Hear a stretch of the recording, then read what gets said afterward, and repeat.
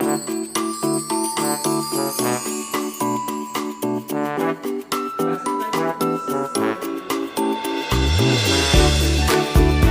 नाम प्रफुल्ल सर है और मैं YouTube पे ये ऑनलाइन क्लासेस बच्चों को प्रोवाइड करता हूँ, जिससे बच्चों के लिए आगे पढ़ाई करने में कुछ अगर समझ में चीज़ें नहीं आती काफ़ी मदद मिले। लेकिन मैं आपको बता दूं कि ये जो चैनल से हमारे आप लोग वीडियो देखते हैं, आप सब्सक्राइब नहीं करते। हमारे चैनल के वीडियो को ज़्यादा से ज़्यादा आप लोग लाइक कीजिए, सब्सक्राइब कीजिए और शेयर कीजिए, जिससे कि इससे फ्यूचर में बच्चों को काफ़ी लाभ मिल सके और वो भी पढ़ाई कर सके। तो मैं काफ़ी दिन से चैनल पे यूट्यूब पे बना नहीं रहा था वीडियो, लेकिन अब मैं फिर से स्टार्ट कर रहा हूँ बच्चों के लिए पढ़ाने के लिए। मैं क्लास 9 से 12 तक की एक सीरीज ही बना दूंगा, ठीक है। तो मैं पहला चैप्टर क्लास 9 में जो साइंस का है वो है हमारे आसपास के पदार्थ।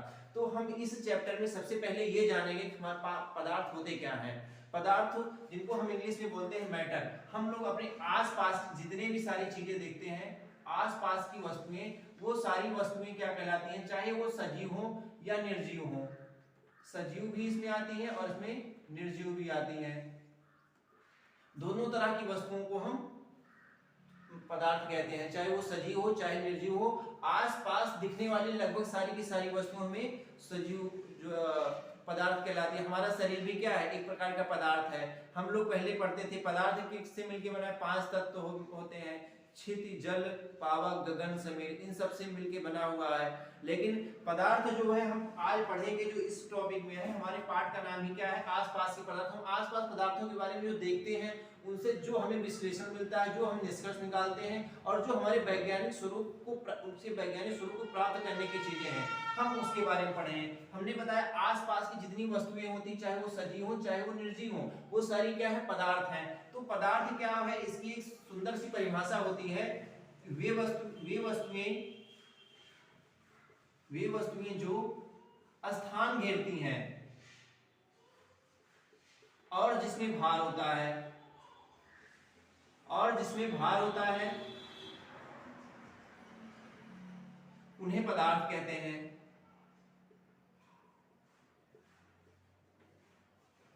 तो जिस भी पदार्थ में आप देखते हैं भार होता हो और स्थान घेरती हो, उसे हम पदार्थ कहेंगे।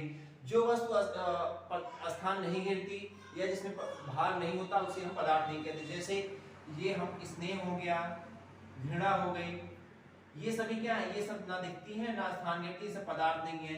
जैसे ईंट हो गया, वायु हो गई, जल हो गया, ये सभी क्या है, ये सब का कुछ ना कुछ भार होता है और ये सभी स्थान घेरते हैं, इसलिए इनको हम पदार्थ कह सकते हैं। फिर हम पढ़ेंगे पदार्थ का भौतिक स्वरूप, इसका फिजिकल स्ट्रक्चर क्या होता है, फिजिकल स्ट्रक्चर के बारे में हम सब कुछ पढ़ाएंगे। आप सभी लोग हमारे चैनल को शेयर और सब्सक्राइब करते रहिए, जिससे हमें आगे के लिए मोटिवेशन जरूर मिल जाए, ठीक है।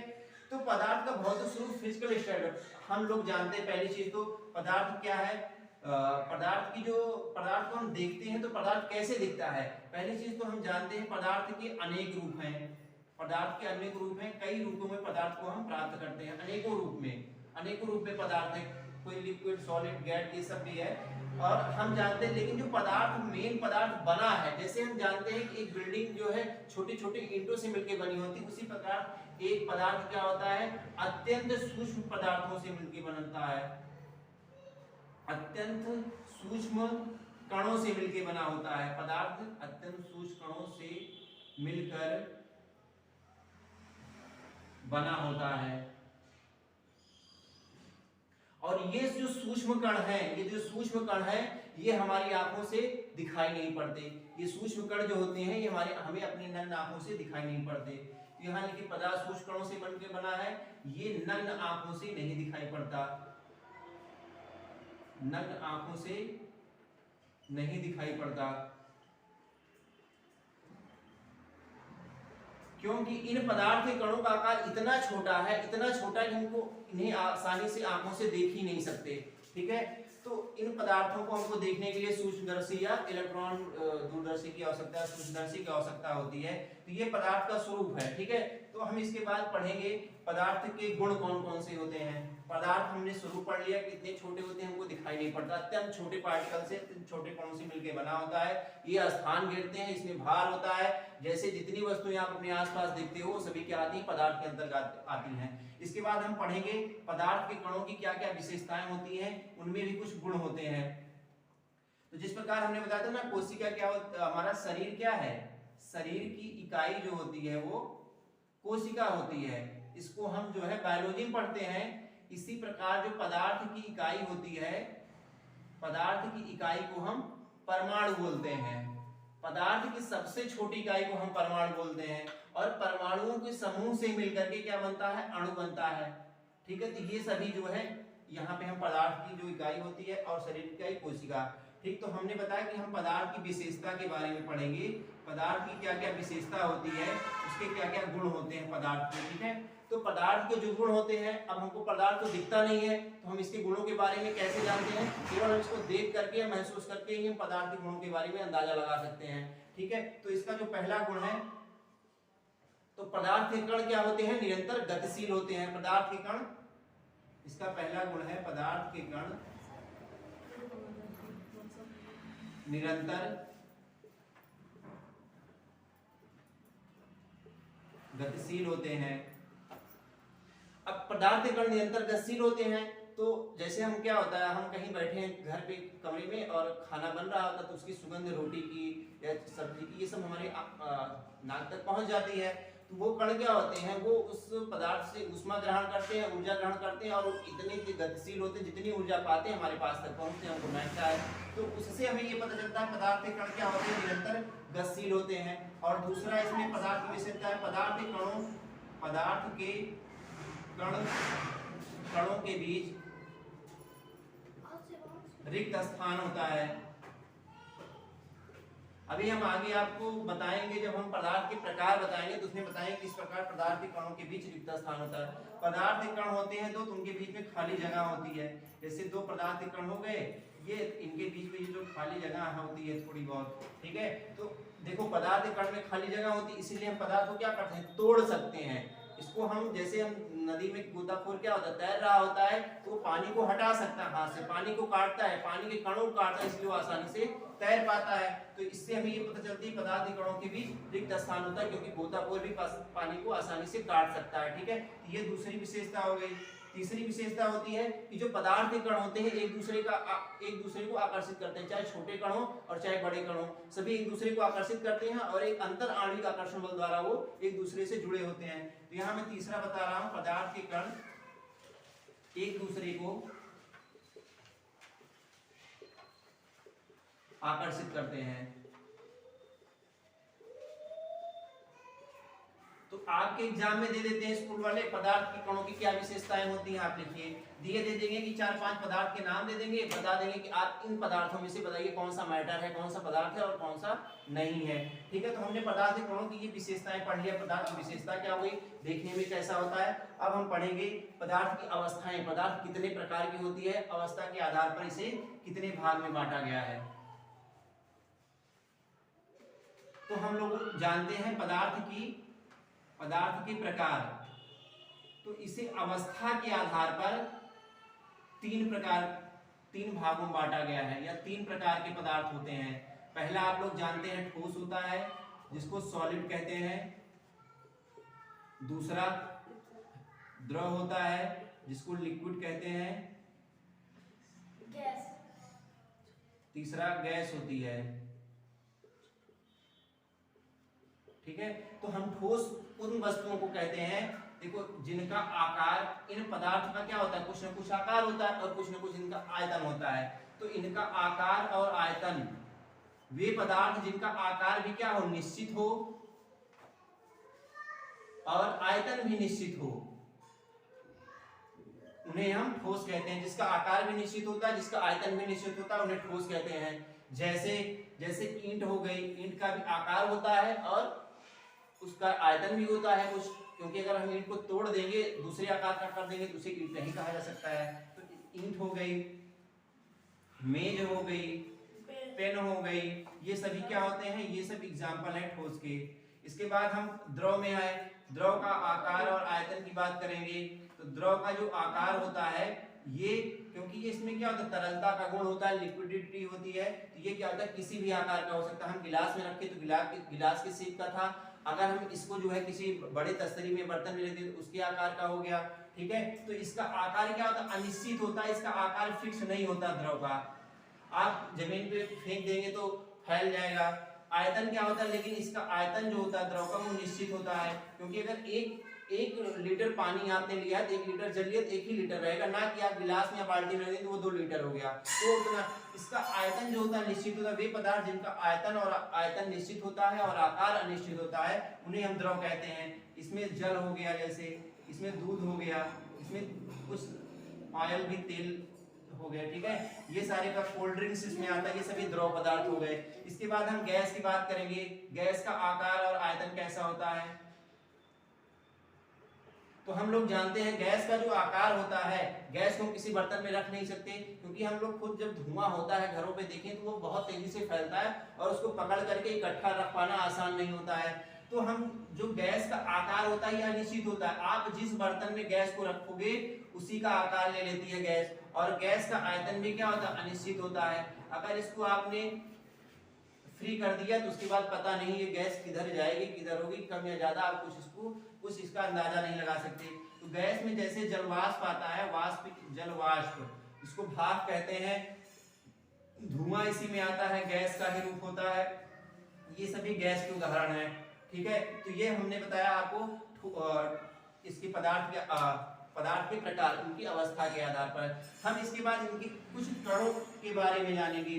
पदार्थ के कणों, जो कण होते हैं इनके बारे में, कणों के बारे में, दो बार लिख दिया, कणों के बारे में। तो जैसे इसमें पहली एक प्रॉपर्टी होती है घनत्व। घनत्व क्या होता है कि ये ठोस द्रव गैस के जो कण होते हैं कितने पास पास हैं, वो कितने पास पास हैं, तो हम क्या बोलेंगे उतना घना है, ठीक है। तो कणों के नजदीक, कणों के नजदीक या कितने पास पास हैं, कितने पास होते हैं, हम कहेंगे जितने पास होते हैं उसका घनत्व उतना ज्यादा होता है। तो ठोस की वस्तु हम देखते हैं, ईंट होता है, ईंट में क्या होता है, ईंट यहाँ नहीं, इधर बता देते हैं।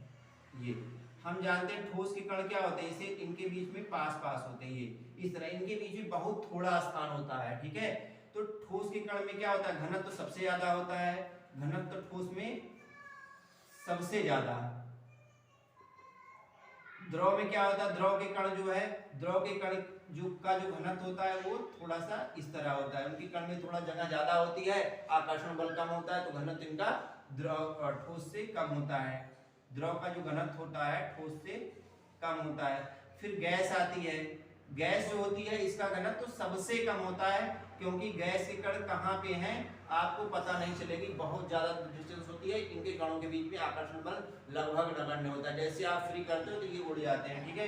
इनका घनत्व क्या होता है, ठोस का जो घनत्व होता है वो सबसे ज्यादा, द्रव का ठोस से कम और गैस का सबसे कम घनत्व होता है। इसके बाद पढ़ेंगे संपीड़ितता।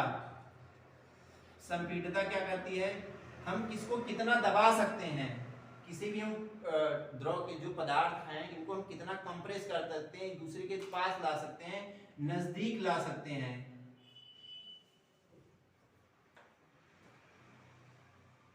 नजदीक ला सकते हैं।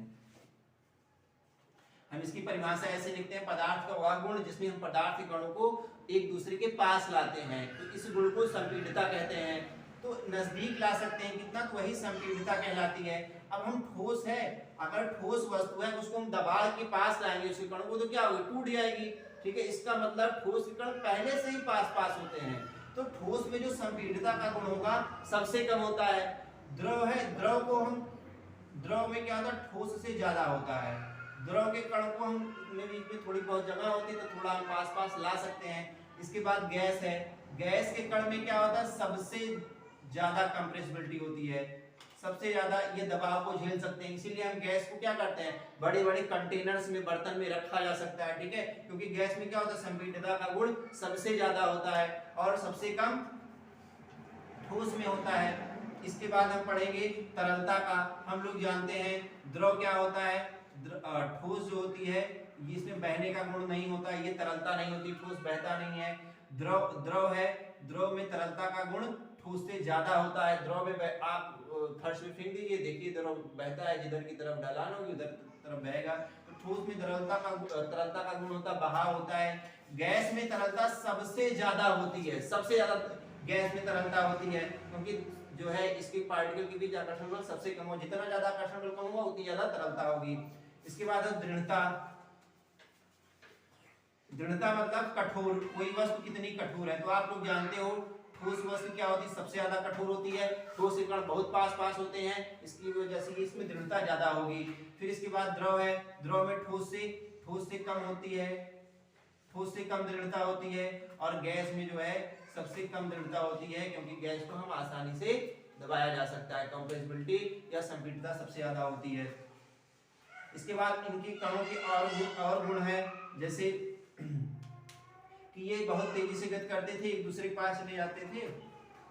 तो अब जैसे हम लोग देखते हैं कि जो बर्फ होती है, बर्फ को क्या करते हैं हम लोग जमा देते हैं ना। बर्फ का एक एग्जांपल लेते हैं, बर्फ था, इसको ठंडा किए तो ये द्रव बन गया, और ठंडा किए, ठीक है, या अब गर्म करेंगे तो ये वाष्प का रूप हो जाएगी, ठीक है। यहाँ पे कणों के इनकी ये सभी प्रक्रिया जो हो रही है ये करती है क्या है, उनके जो कण की आकर्षण बल है, कण का आकर्षण बल है, दूसरे जो आकर्षण बल लगा उसको तोड़ देते हैं। और जितना जब टूट जाता है तो वही क्या होता है, द्रव में बदल जाता है, वही गैस में बदल जाता है।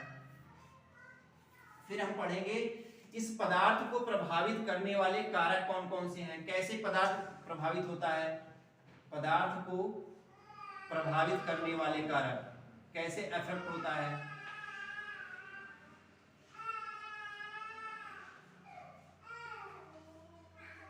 तो पहला जो कारक है पदार्थ को प्रभावित करने वाला, तापमान है, ठीक है। तापमान जिसको टेम्परेचर बोलते हैं।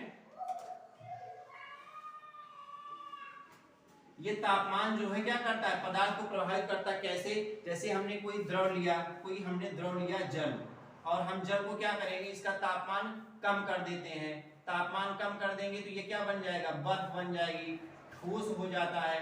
अब इस ठोस को हम क्या करते हैं, तापमान बहुत अधिक दे देते हैं, गर्म कर देते हैं। ये किस में बदल जाती है, ये गैस में बदल जाती है, वाष्प में बदल जाती है, फिर आगे चल करके, ठीक है। तो तापमान को हम क्या कर सकते हैं, कम या ज्यादा करके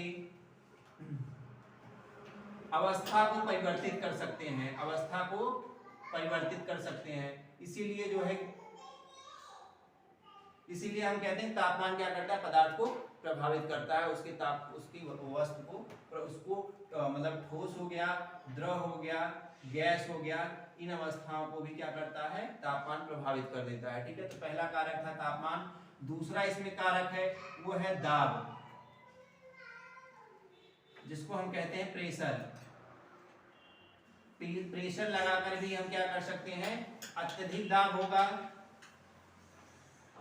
अत्यधिक दाब लगाकर क्या करते हैं, वस्तु को लगाकर वस्तु को पास पास ला सकते हैं, पास पास लाया जा सकता है। हम ज्यादा वस्तु लगाकर किसी गैस को कंटेनर में, बर्तन में भर लेते हैं, ठीक है। ज्यादा उसको बल लगाए, कोई गैस थी, ज्यादा दाब लगाए तो उसके कण पास आ गए, और दाब लगाए और पास आ गए।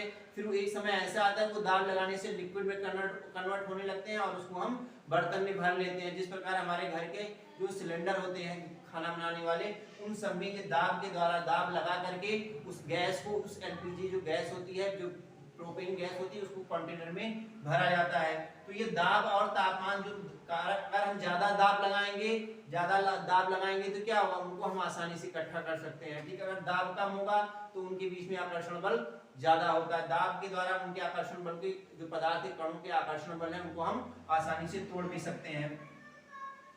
तो अब देखो, इसी तापमान को बदलने के आधार पर हम जो है, जैसे यहाँ पे ठोस है, ठोस, द्रव और गैस है।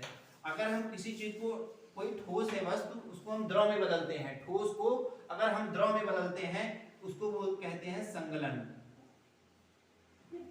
संगलन प्रक्रिया कहा जाता है। हमने कोई ठोस वस्तु लिया है, बर्फ उसको हम गर्म ठंडा करते हैं तो वो क्या होती है, द्रव में बदल जाती है। तो उस प्रक्रिया को संघनन कहा जाता है। संघनन वह प्रक्रिया है जिसमें किसी ठोस को द्रव में बदला जाता है। अगर हम किसी द्रव को गैस में बदल दें, कोई हम जल लिए हैं और उसको गर्म करते हैं तो क्या होता है, गैस में बदल जाती है, भाप बन करके। तो इस प्रक्रिया को बोला जाता है वाष्पीकरण बोला जाता है, वेपोराइजेशन बोला जाता है। और यही गैस को अगर हम ठोस में बदल दें, अगर कोई हमारे पास गैस है और उसको हम इतना कोल्ड कर दें, इतना ठंडा कर दें, वो क्या हो जाए, गैस ठोस में बदल जाए, तो उसको बोलते हैं निक्षेपण बोलते हैं, उस प्रक्रिया को निक्षेपण बोलते हैं। अब अगर कोई ठोस, अब इसी को कहते हैं कोई ठोस अगर गैस में बदल जाए, कोई ठोस वस्तु जैसे कपूर को हमने गर्म किया और क्या होता है, सीधे गैस में बदल के उड़ जाता है, उस प्रक्रिया को हम बोलते हैं ऊर्ध्वपातन। ऊर्ध्वपातन आपके पेपर में बहुत ज्यादा पूछा जाता है, बहुत एग्जाम में पूछते हैं व्हाट इज ऊर्ध्वपातन क्या है, ऊर्ध्वपातन किसे कहते हैं, एग्जांपल बताइए। वह ऊर्ध्वपातन में कहते हैं कि वह प्रक्रिया जिसके द्वारा कोई ठोस सीधे गैस में बदल जाती है, वह प्रक्रिया जिसमें कोई ठोस बिना द्रव में आए हुए गैस में बदल जाती है, उसे ऊर्ध्वपातन कहते हैं, जैसे कपूर और नौसागर। ठीक है।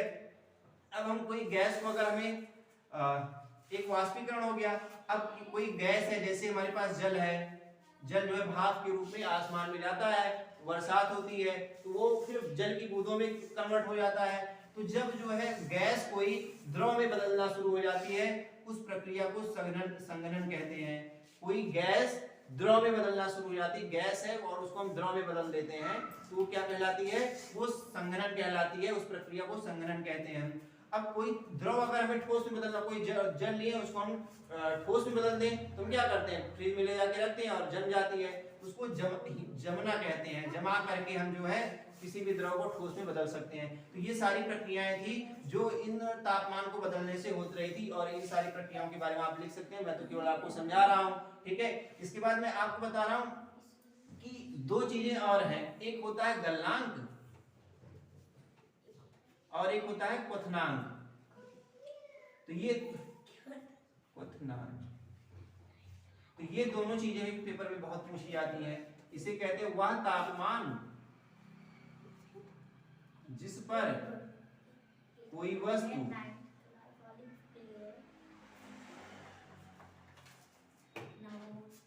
द्रव अवस्था में आना शुरू हो जाती है,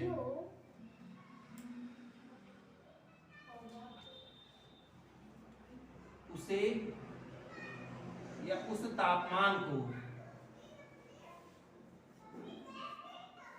गलनांक कहते हैं। वह तापमान जिस पर कोई वस्तु द्रव अवस्था में आना शुरू हो जाती है, जैसे कोई ठोस थी हमारे पास बर्फ, तो हम बर्फ को क्या करते हैं, 0 डिग्री सेल्सियस जब नीचे लाते हैं 1 2 3 4, तो क्या होती है, द्रव में कन्वर्ट हो जाती है। तो उस तापमान पर जिस पर कोई वस्तु क्या हो, गलनांक मतलब गलना शुरू हो जाए, ठीक है, उस तापमान को हम गलनांक कहते हैं। जैसे जल का जो गलनांक है वो कितना होता है, 0 डिग्री सेल्सियस होता है। अगर 0 डिग्री सेल्सियस से हम नीचे लाते हैं वस्तु को, तो क्या होती है, द्रव में कन्वर्ट होना शुरू हो जाती है। इसी प्रकार क्वथनांक है, क्वथनांक को कहते हैं वह तापमान जिस पर कोई वस्तु वाष्प में या भाप में, वाष्प में बदलना शुरू हो जाती है,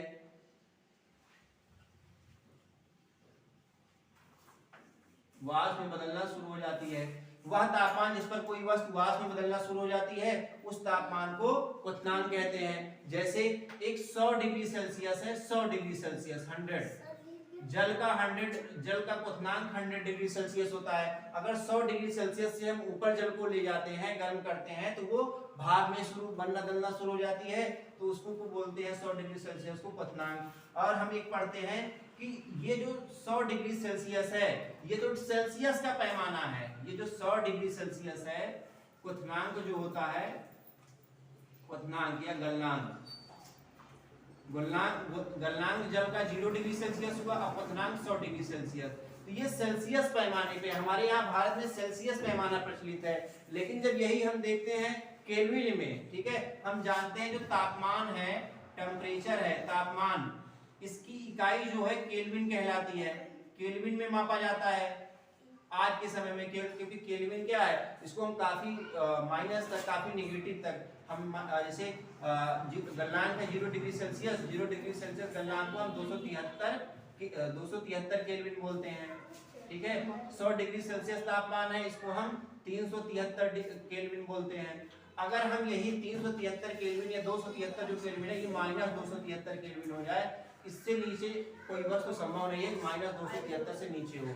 इसलिए जो है गलनांक जो ये केल्विन वाला पैमाना है ये ज्यादा जो है एक्सेप्टेबल है, मापा जाता है। अब हमको जैसे पेपर में दे देता है कि आपके पास 500 केल्विन किसी चीज का तापमान है, इसको डिग्री सेल्सियस बदलो, तो 500 केल्विन को मैं डिग्री सेल्सियस बदलने के लिए हम 500 से क्या करते हैं 273 घटा देते हैं। अब 500 से 273 घटाएंगे, 10 में 3 गया 7, 9 में 7 गया 2, 4 में 2 गया 2, 227 डिग्री सेल्सियस आ गया। अगर डिग्री सेल्सियस में 227 और केल्विन में 500, हम क्या करते हैं, अगर केल्विन को हमें डिग्री सेल्सियस बदलना है तो 273 घटाते हैं। और अगर हमें जैसे दे दिया गया 80 डिग्री सेल्सियस और इसे कहा गया 80 डिग्री सेल्सियस को आप केल्विन में बदलो, तो हम इस 80 में क्या करते हैं 273 को जोड़ देते हैं। जोड़ेंगे तो क्या आ जाएगा 3, 8, 7, 15 की 5 हासिल है 353 केल्विन। केल्विन बदलने के लिए हम 273 को घटाते हैं और डिग्री सेल्सियस बदलने के लिए 273 को जोड़ देते हैं। तो ये केल्विन वाला फॉर्मूला हो गया।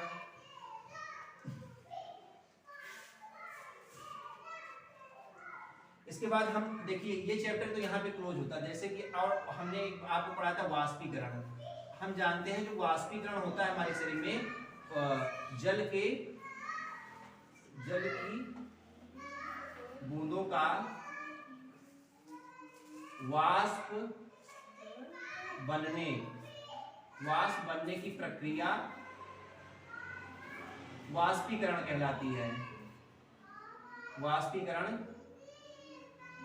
कहलाती है। तो जब वाष्पीकरण हो जाता है तब हमें क्या होती है ठंड महसूस होती है, ठंडी लगती है, ठीक है। जब हमें मतलब वाष्प जैसे हमारे शरीर से क्या होता है पसीना निकलता है, तो पसीना निकलता है तो हमारा शरीर कोल्ड रहता है, ठीक है। तो जब वाष्पीकरण की दर तेज होती है तो हमें ठंडक महसूस होती है, ठीक ना।